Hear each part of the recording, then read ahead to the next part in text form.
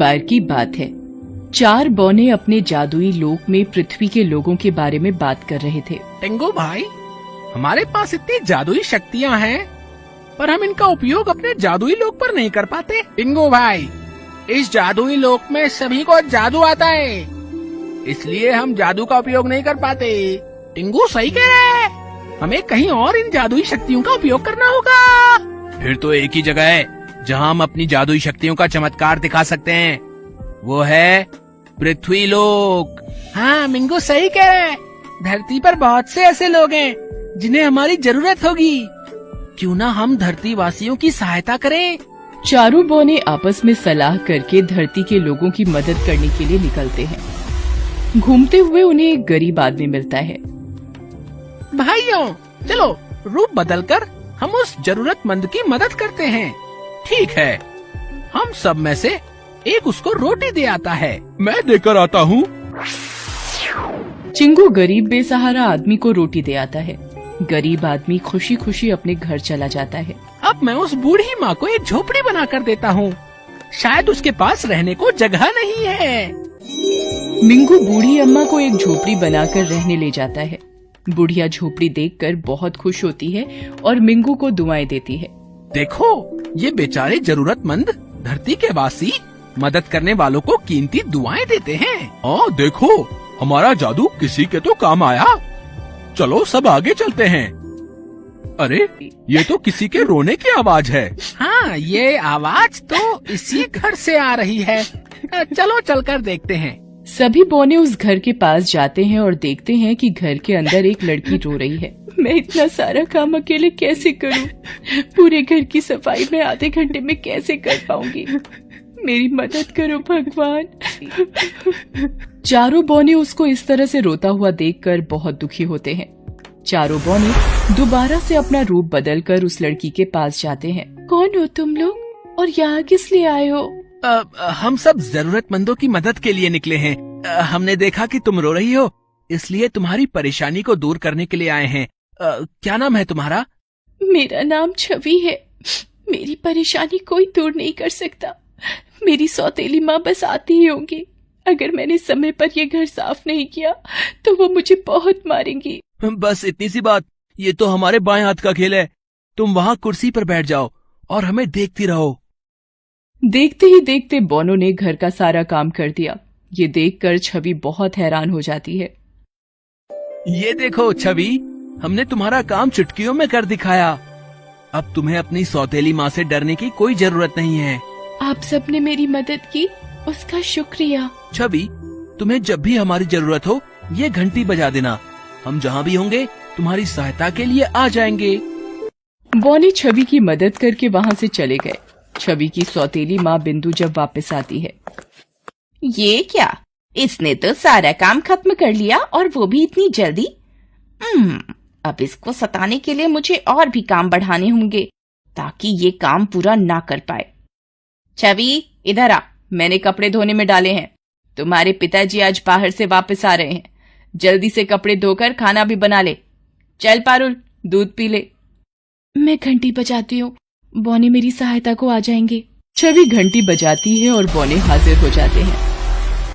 छवि बौनों को सारी बात बताती है और बौने जल्दी जल्दी सारा काम निपटा देते हैं। माँ, काम हो गया है, और कुछ करना है? इतनी जल्दी जल्दी तू काम खत्म कर भी चुकी, दिखा जरा। अरे, खाना तो देखने में बहुत स्वादिष्ट लग रहा है। जरूर दाल में कुछ काला है। इतना बढ़िया और इतनी जल्दी, ये तो कोई जादू लगता है। कल देखती हूँ ये मेरा दिया काम कैसे पूरा करती है। बिंदु न जाने छोटी बच्ची छवि की दुश्मन क्यों बनी रहती थी। छवि के पिता काम के सिलसिले में बाहर रहते थे। इस बात का फायदा बिंदु उठा रही थी। छोटी सी छवि पर तो मानो बिंदु को बिल्कुल भी दया नहीं आती थी। अगले दिन, छवि, मैं पारुल के साथ बाजार जा रही हूँ। मेरे आने तक ये दाल और चावल आपस में अलग होने चाहिए। ये 2 बोरियां हैं। शाम तक इसमें से चावल अलग और दाल अलग करके रखना। माँ, ये मुझे कैसा कठिन काम दे गई है। मैं चावल और दाल आपस में कैसे अलग कर पाऊंगी? मैं एक बार उन मददगार बौनों को बुलाकर पूछती हूँ, शायद वो ये काम कर पाएं। छवि फिर से घंटी बजाती है और चारों बौने उसके सामने आ जाते हैं। क्या हुआ छवि? आज तुम कुछ ज्यादा ही परेशान दिखाई दे रही हो। आज काम ही कुछ ऐसा है। माँ ना जाने मेरे पीछे क्यों पड़ी रहती है। ये दाल और चावल मिली बोरियां मुझे दे गई है और बोला है शाम तक दाल और चावल दोनों आपस में अलग अलग बीन कर रखना। बस इतनी सी बात। टिंगू पिंगू चिंगू, चलो हो जाओ तैयार। हमारी छोटी सी छवि बहन इतनी परेशानी में है और ये हम नहीं देख सकते। चारों बौने मिलकर दाल और चावल अलग करके बोरियों में बांध देते हैं। आप सबने मेरी बहुत सहायता की है। अगर आप लोग ना होते तो न जाने मैं ये काम कैसे कर पाती। छवि बहन, हम हमेशा तुम्हारी मदद के लिए आते रहेंगे। तुम अब बेफिक्र होकर शाम तक आराम से सो जाओ। हम चलते हैं।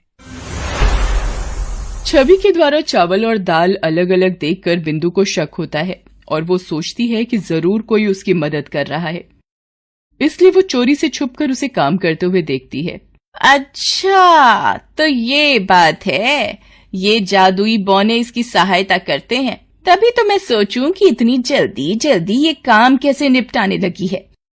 अब जब ये बौनों को बुलाएगी मैं उन्हें पकड़ लूंगी। बिंदु बौनों को देख लेती है और उन्हें पकड़ने के लिए तरकीब सोचने लगती है। देख छवि, अगर तूने उन बौनों को नहीं बुलाया तो मैं तुझे जान से मार दूंगी। चुपचाप उन जादुई बौनों को बुला और बोल, आज इस बड़े संदूक की सफाई करनी है। पर माँ, वो मेरे मददगार हैं। मैं उनके साथ धोखा नहीं कर सकती।